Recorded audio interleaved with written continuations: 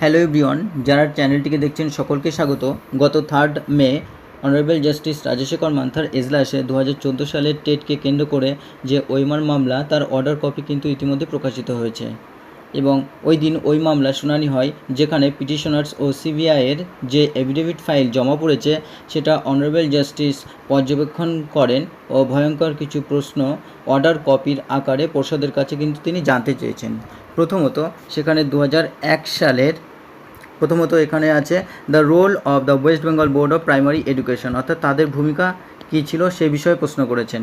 যে 2001 সালের যে WB primary school teachers recruitment এর যে রুল বলা হয়েছে এবং সেখানে 9-2, 12 এবং 19-1 সেটা কিন্তু মানা হয়নি। শুধু তাই নয়, কোনো রুলস বা গাইডলাইন্স আদৌ মানা হয়েছে কিনা সে বিষয়ে কিন্তু তিনি প্রশ্ন তুলেছেন। এবং 2017 সালের যে শিট এবং 2022 সালের ডিজিটাইজড ডাটা হিসাবে ওইমারগুলোকে কেন দেখানো হলো সে বিষয়েও কিন্তু তিনি প্রশ্ন করেছেন।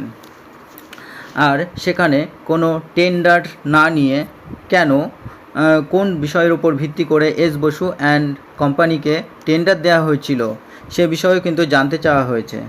এবং মানিক ভট্টাচার্য ও অন্য আধিকারিকরা কীভাবে এস বসু অ্যান্ড কোম্পানিতে ওইমার শিটগুলি নিয়ে ডিস্ট্রয় করেছিল সে বিষয়ে কিন্তু এখানে জাস্টিস জানতে চেয়েছেন। এরপরের যেটুকু আছে সেটি হলো role of S Basu and company, অর্থাৎ এস বসু অ্যান্ড কোম্পানির তাদের ভূমিকা কী ছিল।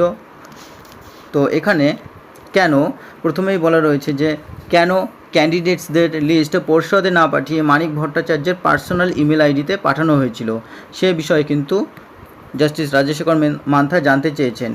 এরপরে দ্বিতীয়ত, এস বসুকে অ্যান্ড কোম্পানিকে অরিজিনাল ওইমার শিট পর্ষদে পাঠাতে বলা হয়েছিল কি না সে বিষয়ে কিন্তু জানতে চাওয়া হয়েছে। শুধু তাই নয়, ওইমার টেমপ্লেটের সাথে কারেক্ট অ্যান্সার কি তৈরি করে সেগুলি সঠিকভাবে যাচাই করা হয়েছিল কি না এবং স্ক্যান নম্বর, কার্টুন নাম্বার, চালান নম্বর, লট নাম্বার এগুলি ওইমার শিটগুলিতে দেওয়া হয়েছিল কি না সে বিষয়েও কিন্তু তিনি জানতে চেয়েছেন। এরপরে জুডিশিয়ারির 62 ও 65-এ 5 নম্বর ধারাতে এভিডেন্স অ্যাক্ট অনুসারে ডিজিটাইজ ডাটা তৈরি করার ক্ষেত্রে সব রকম প্রসিডিউর ফলো করা হয়েছিল কি না সেটাও কিন্তু জানতে চাওয়া হয়েছে কোর্ট থেকে। এরপরে ওইমার বা অরিজিনাল ওইমার শিট সম্পর্কে যে তথ্য জানতে চাওয়া হয়েছে কোর্ট থেকে সেটা হলো 2015 সালের 17 নভেম্বর বলা হয়েছিল যে ওইমার শিটের জন্য যারা আবেদন করবে তারা যদি 2016 সালের 16 সেপ্টেম্বর ও 9 নভেম্বরের মধ্যে অ্যাপ্লাই করে তাহলে তাদের ওইমার শিটগুলোই দেয়া যাবে। সেখানে প্রায় 12.95 লাখ ওইমার শিট ছিল, তাহলে সেগুলি কি করে সম্ভব। এরপরে আরও জানতে চেয়েছেন, যদি সমস্ত শিট স্ক্যান না করা হয়ে থাকে তাহলে 2017 সালে হেমন্ত চক্রবর্তী নামক যে একজনের ওইমার শিট সেটা কিভাবে পাওয়া গিয়েছিল। এরপরে যে প্রশ্ন করেন সেটা হচ্ছে সিবিআইয়ের রিপোর্ট অনুযায়ী প্রায় 8,000 ওইমার শিট স্ক্যান্ড করে পর্ষদকে এস বসু অ্যান্ড কোম্পানি পাঠিয়েছিল 12.95 লাখের মধ্যে, সেটাও প্রায় অসম্ভব। এরপরে যে প্রশ্ন করেন সেটা হলো এছাড়া 2830 জন 1 নম্বরের জন্য কিন্তু ফেল করেছিল এবং সেখানে যাদের মানিক ভট্টাচার্যের কথা মতো 1 নম্বর বাড়িয়ে দিয়ে তাদের অ্যাপয়েন্টমেন্ট দেওয়া হয়েছিল। তাহলে যদি সমস্ত ওইমার শিট স্ক্যান্ড না করা হয় বা যায় তাদের বাছাই কি করে হয়েছিল। এরপর 752 জনের যে আনকোয়ালিফাইড ক্যান্ডিডেট এবং যাদেরকে উইথহেল্ড করে রাখা হয়েছিল তাদেরকে কিন্তু 1 নম্বর করে বাড়িয়ে দেওয়া হয়েছিল এবং যাদের মধ্যে 352 জনকে অ্যাপয়েন্টমেন্টও করে দেওয়া হয়েছিল।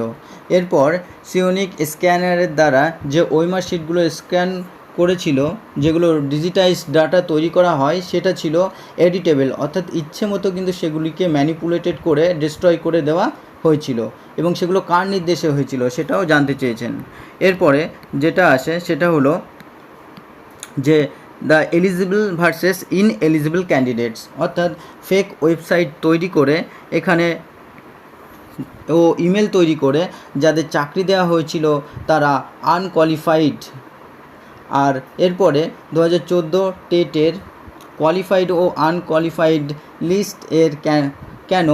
লিস্ট কেন কোর্টে জমা দেওয়া হয়নি এবং সেটাও জানতে চাওয়া হয়। এরপর সিবিআইয়ের রিপোর্ট অনুযায়ী 2014 যে টেট, সেই টেট পরীক্ষায় একাধিক বেনিয়ম ধরা পড়েছে, যেখানে কিনা যোগ্য ও অযোগ্য প্রার্থী নির্ধারণ পরীক্ষা হয়েছিল।